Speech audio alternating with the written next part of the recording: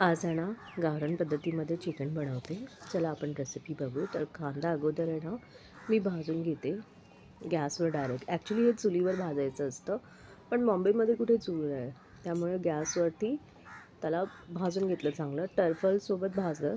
त्यानंतर अख्खे मसाले बघा, जे काही घरामध्ये मला दिसले अख्खे मसाले ते सगळे मी त्यात टाकलेत.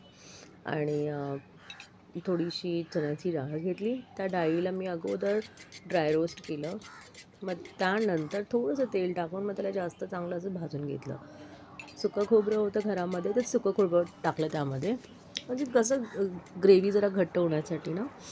आणि मग ते कांदे जे भाजून ठेवलेले ते कांदे घेतले. त्यालाही आता तेलामध्ये मस्त परतून घेते मी.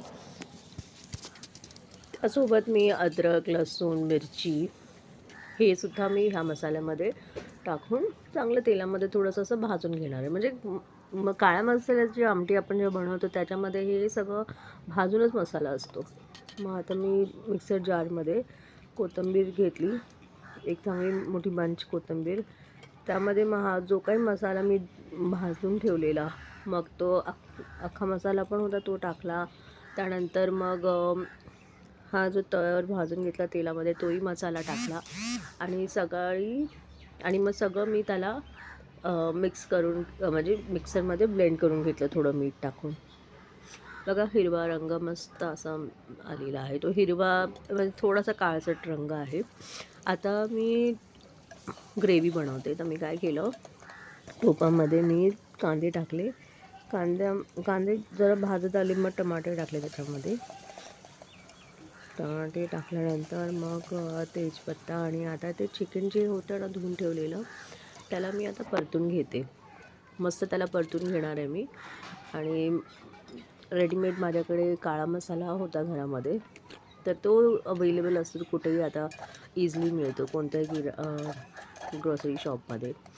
आणि तो काळा मसाला, मग धण्याची पावडर, हळद, जिरा पावडर हे टाकून त्याला चिकनला चांगलं मी ब्लेंड केलं. आणि आता तो हिरवा मसाला टाकून त्याला असं मस्त भाजून घेणार. म्हणजे चिकन फ्राय होणार ना त्यामध्ये असं मसाल्यामध्ये.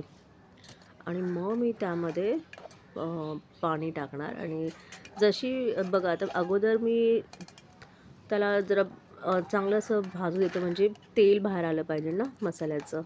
आणि जेव्हा एकदा ते प्रॉपर असं मसाला भाजला चिकनसोबत, मग मी त्यामध्ये पाणी टाकणार. आणि हे बघा इतकं डिलिशियस पुढं बाजूला सगळ्यांना कळलं की चिकन बनतं त्यांच्या घरात. इतकं सुंदर, मस्त.